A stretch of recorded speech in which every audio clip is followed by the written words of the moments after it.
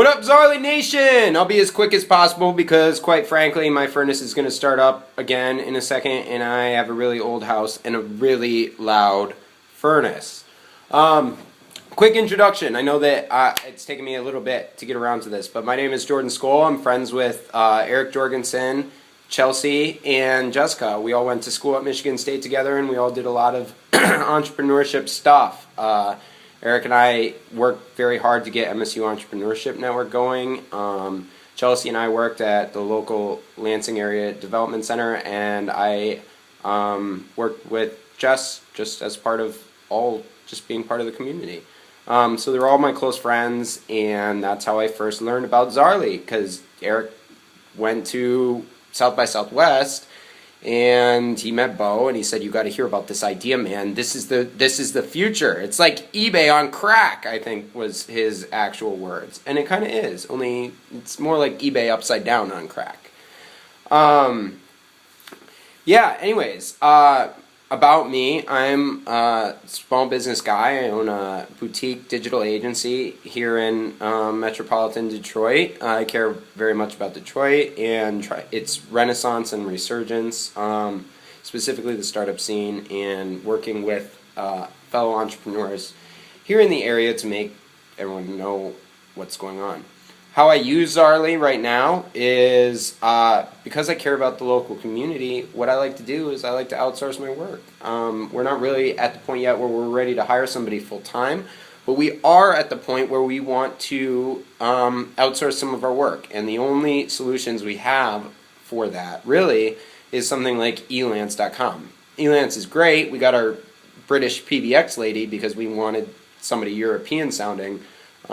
But you know, for the most part, I want to work with people in the area. I want local to be a formula in how I choose people.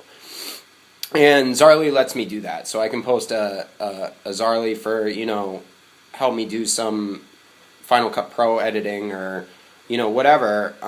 Or maybe if I want some fresh perspective, outsource some graphic design, digital work, I can do it that way. And, Zaarly really helps me with that. Where I'm really excited about where Zaarly is going is because the economist in me, when I started this manufacturing company, it didn't do so good, but one of the things that was a huge problem for me was trying to figure out that demand curve. And I mean, demand curves just don't really exist. Nobody talks about that. If you're General Motors, you've been in business for a long time, you can take a look at your year in, year out, and you can create marketing incentives and adjust it. But before you actually get out there into the world and start testing stuff, there's not really a demand curve available. There's some marketing data, but it's really expensive. Which is why I think Zaarly is so fascinating, is because I'm assuming that you guys are keeping track of all that data. This is what I will pay for this. I mean, that's demand at its purest form. This is what I want, and this is what I'm going to pay for.